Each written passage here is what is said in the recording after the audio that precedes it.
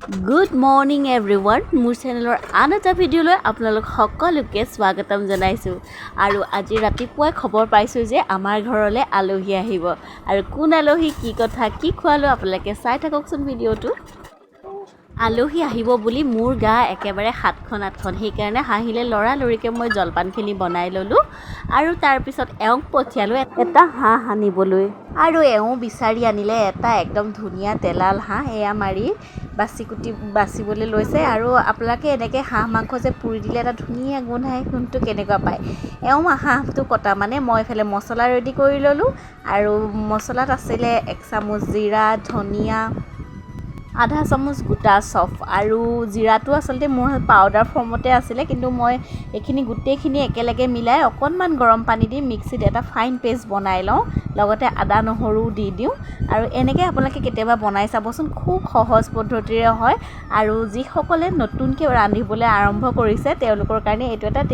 বহুত সহজে বনাব পৰা ৰেচিপি হয় আপোনালোকে চাবচোন আৰু এইখিনি ধুনীয়াকৈ ফাইন পেষ্ট বনাই তাতে পিঁয়াজ নহৰু আদা সকলোবিলাক দি মই ধুনীয়াকৈ মেৰিনেট কৰি 1 ঘণ্টামানৰ কাৰণে থৈ দিলোঁ মাংসখিনি আৰু আজি মই জুইতে বনাম যিহেতু সেইফালে জুই জ্বলাই ল'লোঁ আৰু জুইত কেৰাহীখন গৰম হ'লে তাত মিঠাতেল দি দিলোঁ মিঠাতেলখিনি অকণমান গৰম হোৱাৰ লগে লগে তাত মই অকণমান চেনি দিলোঁ চেনি দিয়াৰ পিছত তাত পিঁয়াজ তেজপাত দি ধুনীয়াকৈ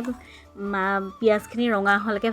ভাজিলোঁ আৰু এয়া দেখিছেনে মাংসখিনি মেৰিনেট কৰি 1 ঘণ্টা থৈ দিয়াৰ পিছত তাৰ কালাৰটো কি ধুনীয়া হৈ পৰিছে আৰু এতিয়া মাংসখিনি মই তাত দি দিওঁ এইটো হৈছে একেবাৰে সহজ পদ্ধতি বনোৱা ৰ'ব আমাৰ ঘৰলৈ কোন আহিব মই আপোনালোকক কোৱা হোৱাই নাই নহয় আমাৰ ঘৰলৈ আহিব মাইনা মানে হৈছে মোৰ হোষ্টেলৰ ৰুমমেট আছিলে তাই যদিও ৰুমমেট আছিলে তাই মোতকৈ বহুত সৰু মই যেতিয়া মাষ্টাৰ্ছ কৰি আছিলোঁ নহয় তেতিয়া তাই মানে হাই ছেকেণ্ডেৰী ফাৰ্ষ্ট ইয়েৰহে আছিলে আৰু তাই আহিব বুলি মোৰ মনটো সঁচাকৈ খুব বেছি ভাল লাগি আছে আৰু বহুত দিনৰ মূৰত তাইক লগ পাম এই এক্সাইটমেণ্টটোতে মানে লৰালৰিকৈ মই সোনকালে খানা চানা বনাই ৰেডি কৰি থৈছোঁ কথা পাতিব লাগিব ন আৰু এইফালে দেখিছেনে মই মাংসখিনি ঢাকি দিলোঁ অলপ ফ্ৰাই কৰাৰ পিছত তাত মই কোমোৰা আলু দি দিম আৰু যিহেতু আজি মই কোমোৰা আলু দি পেলাই জালুকীয়া ৰান্ধিম তাই তেনেদৰেই ভাল পাই খায় আৰু এতিয়া কোমোৰাখিনি দি আকৌ অকণমান ঢাক মাৰি থৈ দিম আৰু যাতে মানে কোমোৰাৰ পৰা পানী নিজে নিজে ওলাই মাংসখিনি অলপ সিজে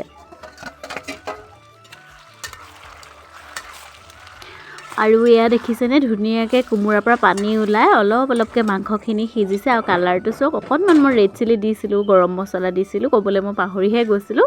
আৰু এতিয়া আলুখিনি প্ৰায় আধা সিজা নিচিনা হৈ গৈছে এতিয়া মই পানী দি দিম পানী বৰ বিশেষ নিদিওঁ জোল যিহেতু মই কমেই কৰিম আৰু পানী দি পেলাই আকৌ ঢাক মাৰি থৈ দিম আৰু এয়া দেখিছেনে হৈ গ'ল আৰু আমাৰ মাংস আৰু থুপথুপীয়াকৈ ৰাখিছোঁ খুব ভাল লাগে খাই এনেকৈ আৰু এয়া আমাৰ আলহী পাই গ'লেহি আৰু কিবাকিবি ৰঙালাও পাতৰ বৰ চৰ বনাইছিলোঁ সেইবিলাকো আপোনালোকক দেখুৱাবলৈ নহ'লে আৰু এয়া আলহী আমাৰ ভাত খাবলৈ বহিছে এয়া হৈছে আমাৰ জোঁৱাই মানে মাইনাৰ হাজবেণ্ড আৰু এইফালে আমাৰ ভকতদাও আছে আৰু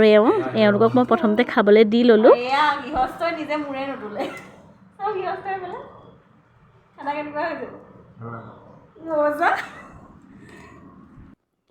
আৰু আনপানে এইজনী হাঁহিয়ে ভাত চাত নাখায় তাই অকল তিয়ঁহৰ চালাড খায় তিয়ঁহ খাই ঘূৰি ফুৰিছে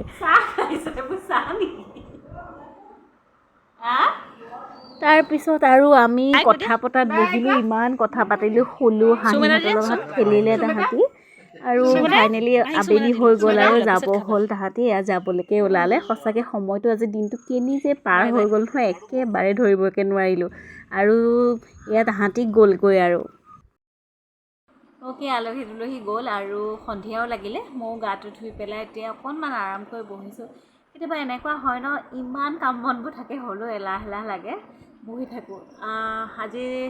তাই যোৱাৰ পিছত মোৰ সঁচাকৈ হোষ্টেল লাইফটোলৈ মোৰ খুব বেছি মনত পৰিছে কেনেকুৱা হৈ যায় ন জীৱনৰ ইমান ভাল লগা মুহূৰ্তবোৰ কেনি পাৰ হৈ যায় কোনো ধৰিব নোৱাৰে সঁচাকৈ ন তাই আচলতে মোতকৈ বহুত সৰু মই যেতিয়া মাষ্টাৰ্ছ কৰি আছিলোঁ নহয় তেতিয়া তাই হাই ছেকেণ্ডেৰী ফাৰ্ষ্ট ইয়েৰতহে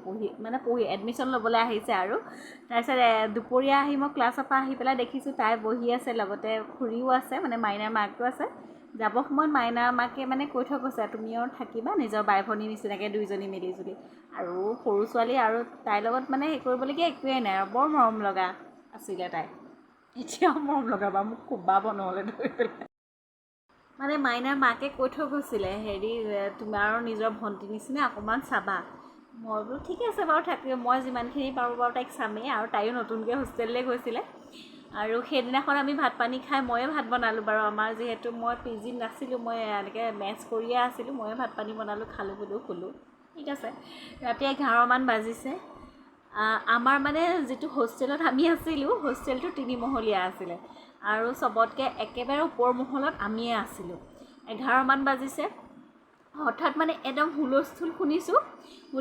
তাৰপিছত একদম ঘপককৈ সাৰ পাইছোঁ সাৰ পাই পেলাই দেখিছোঁ একদম ভূমিকম্প বিৰাট হুলস্থুল লাগিছে তলত মানে একদম চবেই আণ্টিহঁতে কৈছে গুচি আহা তোমালোকে তাৰপৰা মই একদম কথা নাপাতাত একদম লেপ কম্বল পেলাই দিছোঁ দৌৰ বাপেকে কিন্তু তাৰপিছতে এনেকৈ দৰ্জা মুখখন পাইছোঁগৈ তাৰপৰা পটককৈ বোলো পৰিলে মাইনাওতো আছে মাকেতো মোক চাবলৈ কৈ থৈ গৈছে তাই পূৰা টোপনি বেচেৰি ক'ব নোৱাৰে তাৰপৰা মই তাক একদম পটাপট আহি পেলাই এনেকৈ জগাইছোঁ মাইনা উঠা মানে